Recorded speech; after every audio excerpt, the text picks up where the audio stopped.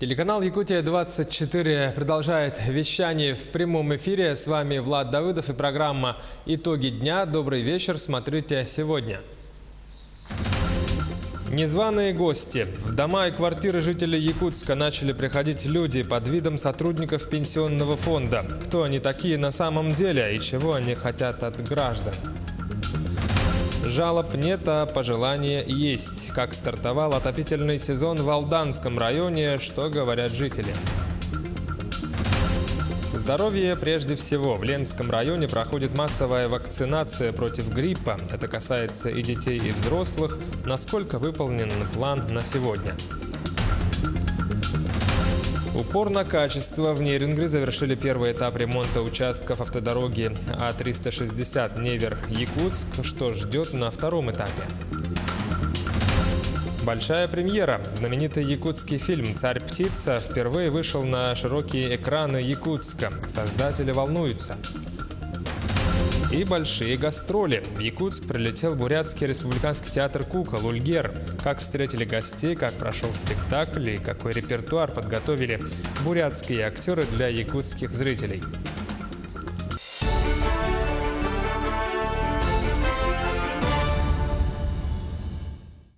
По факту крушения самолета Ил-20 в Сирии возбуждено уголовное дело. На месте происшествия совместно с представителями Минобороны работают следователи, криминалисты Следственного комитета России.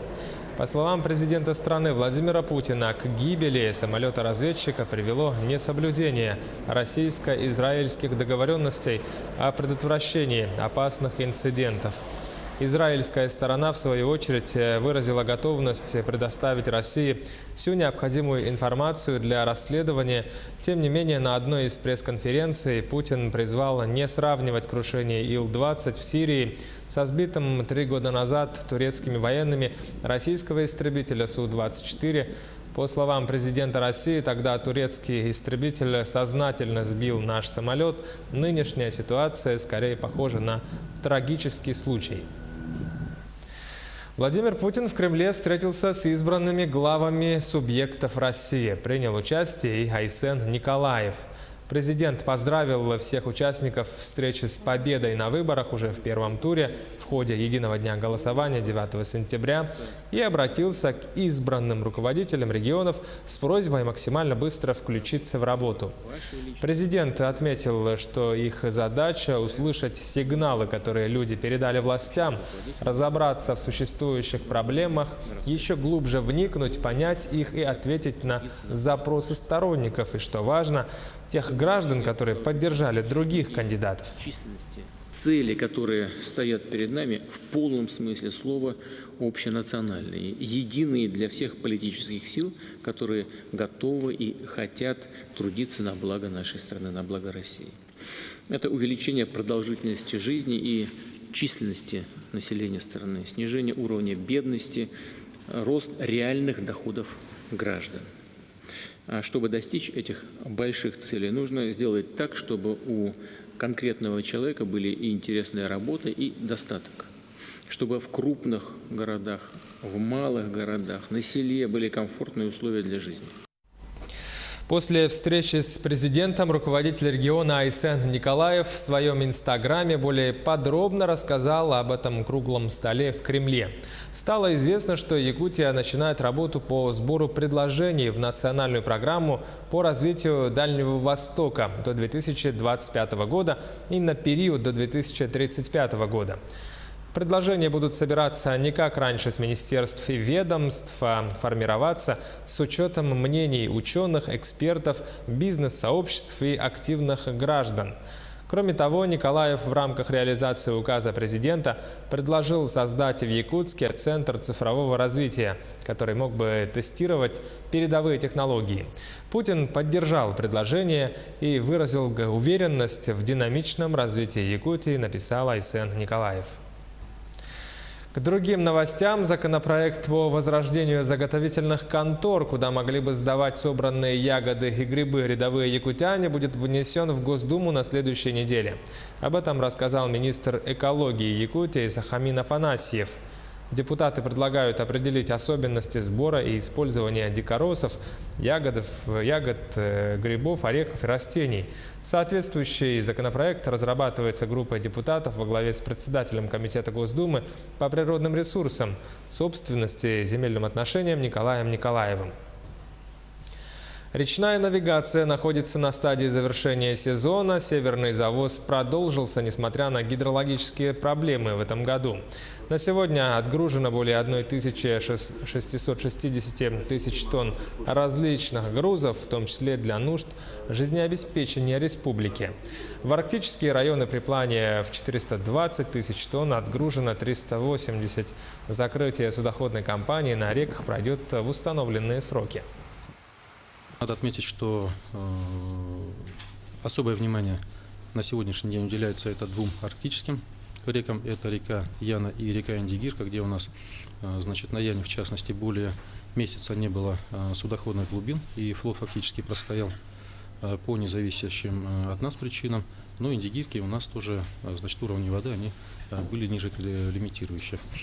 По навигации ежегодно у нас объем составляет от 500 до 700 тысяч тонн грузов автозимней перевозки. Из них львиная доля у нас как раз приходится и на арктические северные реки и районы нашей республики.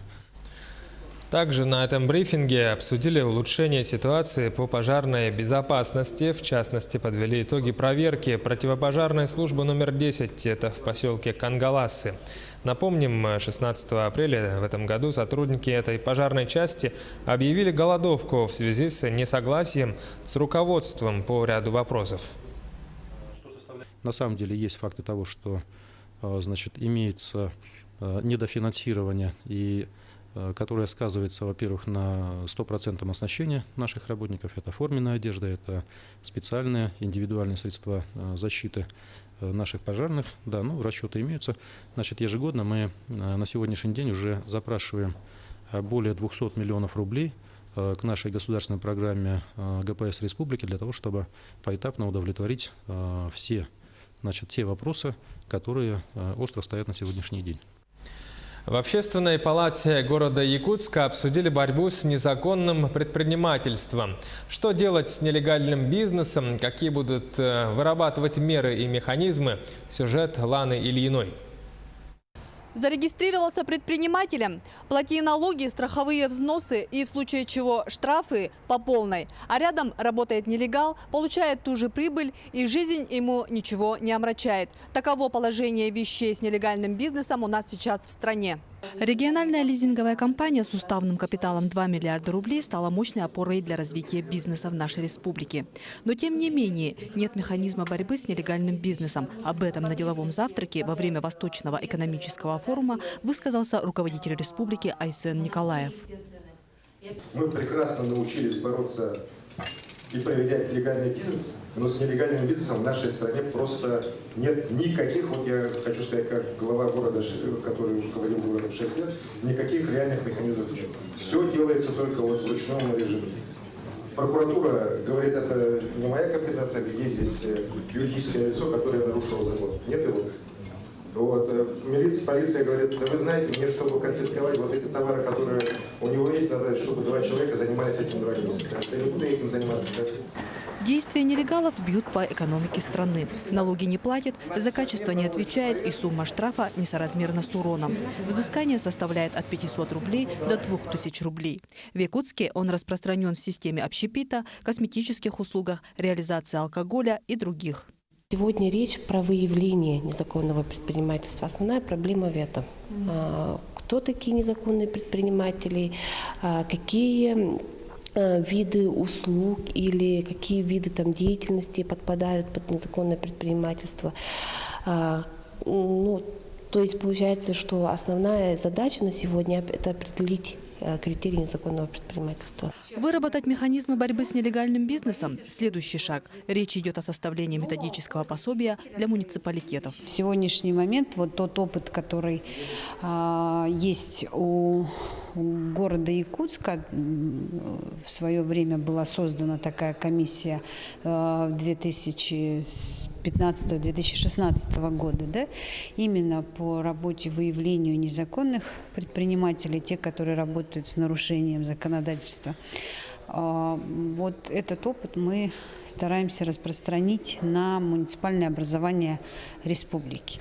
Важно выработать на данном этапе четкий механизм, определяющий меры борьбы, чтобы не получилось так, что бабушка, продающая семечки, отвечала перед законом в полной мере, нежели нелегал, действующий в промышленных масштабах. Перед законом равны все. Борьба с нелегальным бизнесом идет на федеральном уровне.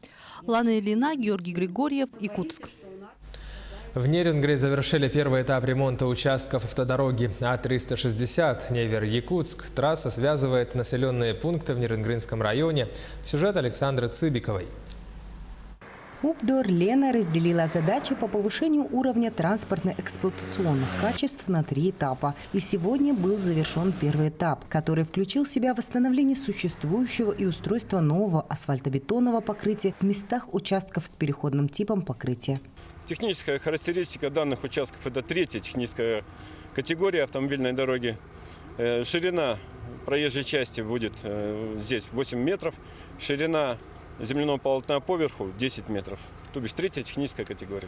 По реализации 2 этапов до конца 2020 года будет отремонтировано и приведено в нормативное состояние более 150 километров данного участка.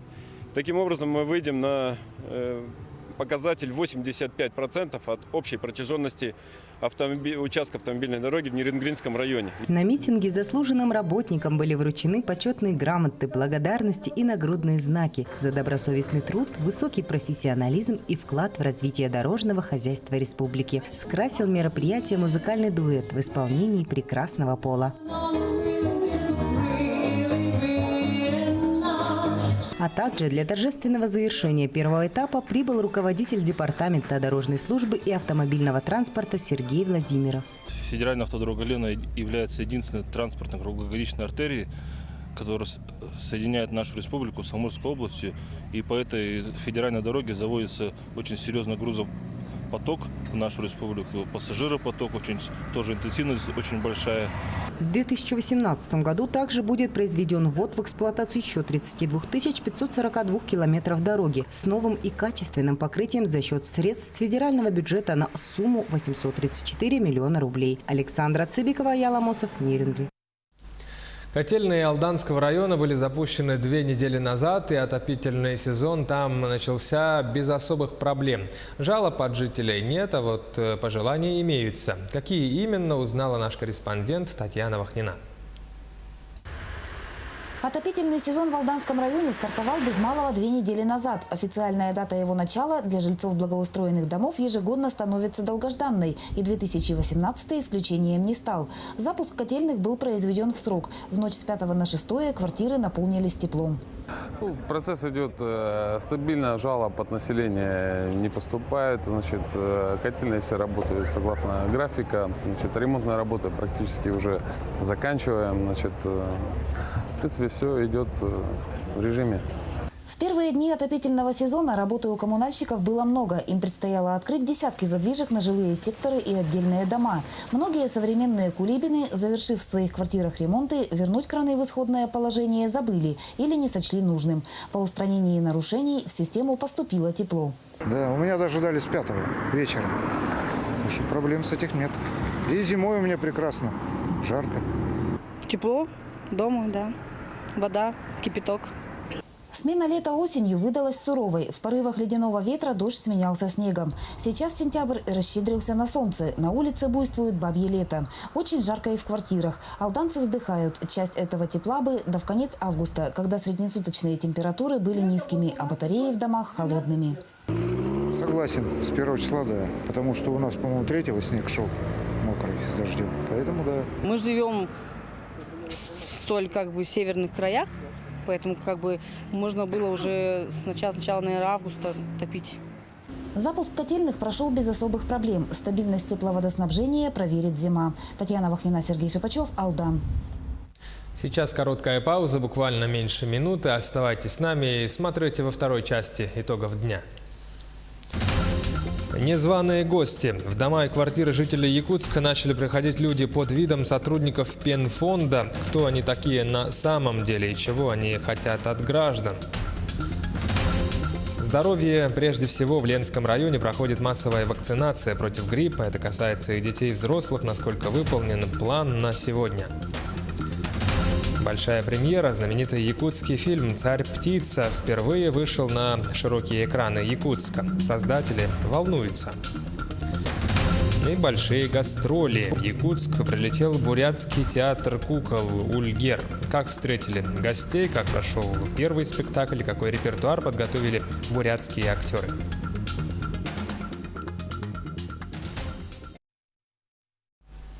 Это программа «Итоги дня» на Якутии-24, прямой эфир. Я Влад Давыдов, мы продолжаем выпуск. В Алдане пропал человек. Это мужчина 46 лет, который 11 сентября выехал на машине на охоту и не дает о себе знать. Накануне спасатели в течение дня обследовали местность вблизи озера, а также ближайшие лесные дороги, овраги, котлованы, но следов пропавшего не обнаружили.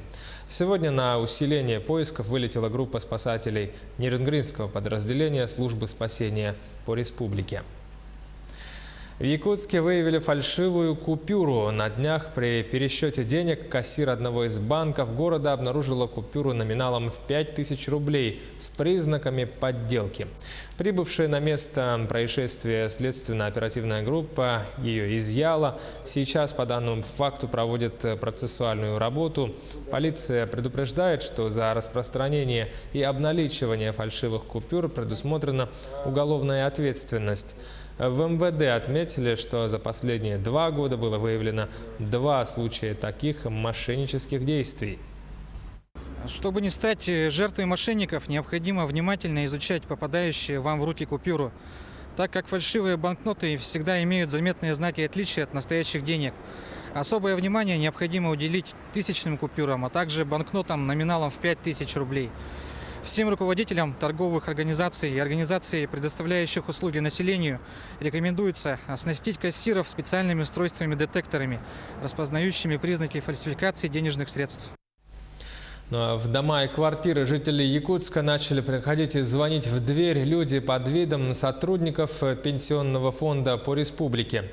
Кто они такие на самом деле и чего они хотели и хотят от граждан, разбирался наш корреспондент Дмитрий Тымыров.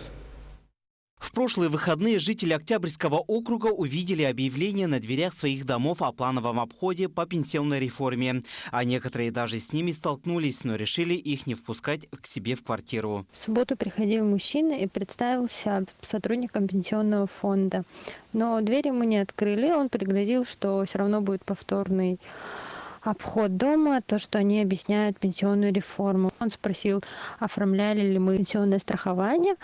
И когда я сказала, что я не помню, он попросил номер СНИЛСа моего. Сказал, что сразу посмотрит в программе. Мы дозвонились до указанных номеров. Молодой человек представился районным страховщиком накопительной части пенсии. Мы являемся районным страховщиком накопительной части пенсии. Это НПС «Автомар». Группа компаний. То есть накопительной пенсией у нас в стране занимаются только негосударственные пенсионные фонды, либо управляющие компании. Мы выходим по домам, уже на месте выдаем, то есть прям непосредственно дома, делаем всю работу за вас, чтобы вам потом лишний раз не ходить нужно было в пенсионный фонд возвращаться и так далее. И когда вы в ближайшее время тогда объезд по квартирам еще сделаете? Скорее всего, завтра, либо сегодня вечером, скорее всего, будет Артем проходить. В отделении Пенсионного фонда России по Якутии отметили, что за последнее время количество обращений от граждан в отношении псевдоагентов Пенсионного фонда выросло в разы. Они предупреждают, что специалисты местного отделения не посещают квартиры. Работники Пенсионного фонда никаких объявлений не развешивают. У нас есть свои клиентские службы. То есть застрахованные лица могут подойти туда и уточнить свои вопросы, узнать насчет перечня государственных пенсионных фондов или же узнать на нашем сайте Как отметили в Пенсионном фонде, в большинстве случаев под видом информационно-разъяснительной работы по пенсионным изменениям ходят агенты негосударственных пенсионных фондов, которые дают недостаточные разъяснения, двусмысленные формулировки, вводят тем самым граждан в заблуждение. Получается, они завладевают данными застрахованных лиц, паспортными данными и СНИЛСами, и как третьи лица они от их имени заключают договора, переводят их в накопительную часть тот или иной НПФ заведомо самого застрахованного лица. В худшем случае они могут даже оформить на имя наивных граждан кредиты и другие финансовые продукты банков, используя данные. Специалисты Пенсионного фонда напоминают, что такие действия переравнивают уже к мошенническим действиям. Отметим, что только за прошлый год на территории Якутии органами внутренних дел было зарегистрировано 650 фактов мошенничества. За 8 месяцев текущего года более 360 обращений. Мы настоятельно просим жителей республики не попадаться на уловки мошенников, которые могут представиться кем угодно. В случае, если вы стали жертвой мошеннических действий, вам необходимо обратиться в полицию. Мошеннические действия караются законом в соответствии со статьей 159 Уголовного кодекса Российской Федерации. От простого штрафа до ограничения свободы. Правоохранительные органы напоминают, сохранность собственных средств зависит от вашей бдительности. Дмитрий Тымыров, Павел Пахомов, Георгий Григорьев, Якутск. Экономика Якутии развивается лучше, чем в среднем по стране. Такое мнение высказал известный научный деятель в сфере экономики, научный руководитель Института Российской академии наук Руслан Гринберг. Он участвует в научно-методологическом семинаре, который проходит в эти дни в Якутске. Сегодня он встретился с ректором СВФУ Евгенией Михайловой. Речь шла о последствиях реформы образования и науки в стране, будущем этого учебного заведения и экономическом развитии региона в целом. Также в рамках семинара Руслан Гринберг проведет ряд лекций для студентов, преподавателей и экономистов. У нас ведь жизнь меняется все время, да? И наша теория с моим товарищем и соавтором, профессором Рубинштейном, она посвящена роли государства в современном мире. Есть государство, которое должно много чего делать, и одновременно ни в коем случае нельзя забывать о частном секторе. Задача заключается в том, чтобы определиться с зоной ответственности государства и зоной ответственности бизнеса. В Южно-Сахалинске в рамках саммита молодых профессионалов в сфере спорта подписано соглашение между издательским домом «Губернские ведомости» и национальной вещательной компанией «Саха». Документ подписали директор издательства Владимир Семенчик и первый заместитель генерального директора НВК «Саха» Олег Марков. Документ предусматривает сотрудничество в организации телевизионных трансляций первых зимних международных спортивных игр «Дети Азии», которые пройдут на Сахалине в феврале следующего года. Мы, проанализировав свои возможности, поняли, что, к сожалению, у нас технических средств и творческих сил не хватит, чтобы качественно показать зрителям всего мира все эти замечательные соревнования.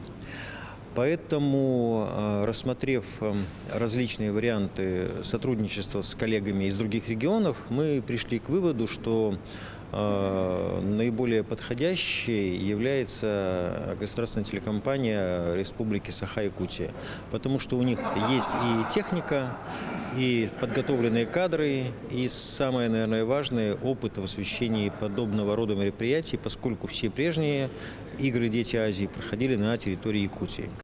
Первое подобное такое соглашение, на Дальнем Востоке это точно, когда два региональных телевидения объединяются и в едином порыве делают то, чтобы телевидение в целом, оно развивалось, и в том числе большой вклад, конечно, будет внесен в освещение первых зимних игр «Дети Азии» на Сахалине, которые пройдут в феврале 2019 года. В Ленском районе проходит массовая вакцинация против гриппа. Прививочная кампания идет в детских садах, школах, в учреждениях и организациях, рассказывает Анна Кожевникова. Мне уже 100 раз делали уколы. Да? Да. Не боишься? Не боишься? Нет. Молодец. Ну, ты тоже не боишься. Молодец. Вот и все. Я просто команду. Смелость и отвагу проявили ученики школы номер 4, отправляясь на вакцинацию против гриппа. Первоклассник Андрей Артемьев пришел на прививку не в первый раз. Уколов он не боится, а болеть и пропускать уроки не желает. Я уже много прививок ставлю и уже не боюсь. Это совсем не больно. Большая часть учеников и воспитанников образовательных учреждений уже привиты. В детской поликлинике города Ленска проходит вакцинация неорганизованных детей дошкольного возраста, начиная с 6 месяцев. У нас нынче в этом году должно привиться детского населения около 8 тысяч детей. По городу Ленску у нас прививается, уже началась массовая активная иммунизация. По плану у нас охват должен быть не менее 5 тысяч детей. Полным ходом идет вакцинация и взрослых. Как говорят врачи, должно быть привито 45% населения, чтобы не допустить вспышку заболеваний гриппом.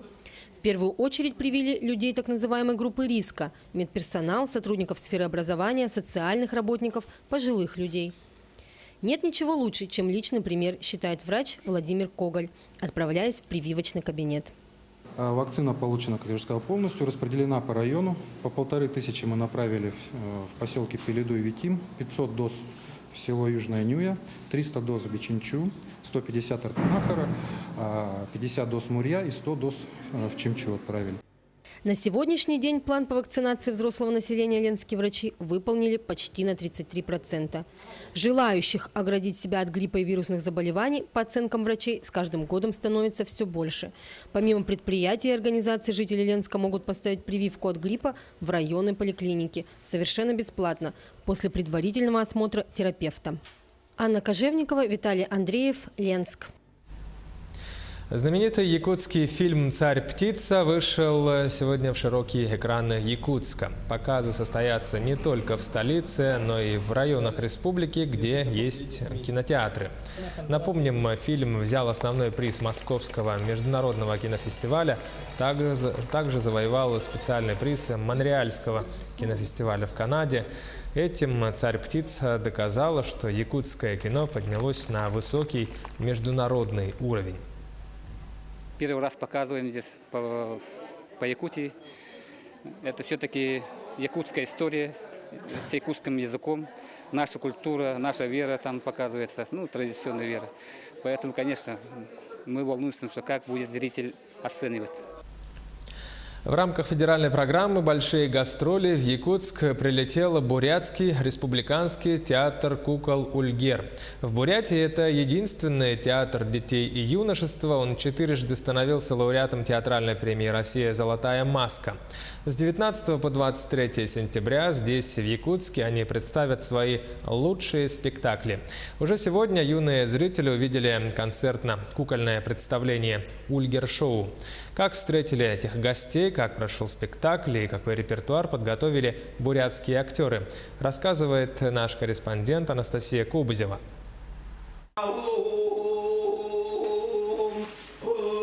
Теплая встреча в аэропорту, а затем отдых. Правда, недолгий, чуть больше часа. Актеры спешат в театр на репетицию. Для того, чтобы удивить якутского зрителя, все должно быть идеально. Свет, музыка, костюмы. Первое, что увидели наши юные зрители – концертно-кукольное представление «Ульгер-шоу». Номера на любой вкус. Веселые, необычные и даже трепетные. У Алдара Хишектуева в этой программе несколько выходов. Перед началом спектакля актер с коллегами по сцене еще раз отрабатывают каждое движение. Как таковых сюжетной линий нету, прямо чтобы внутреннее эмоциональное переживание, где там, чтобы можно было затратиться. Так, тут чисто технически все-таки, потому что это эстрадные номера. Вот технически надо, да, быть 100% сосредоточенным и включенным в партнерство. И вот кульминация спектакля. На сцене все куклы ожили.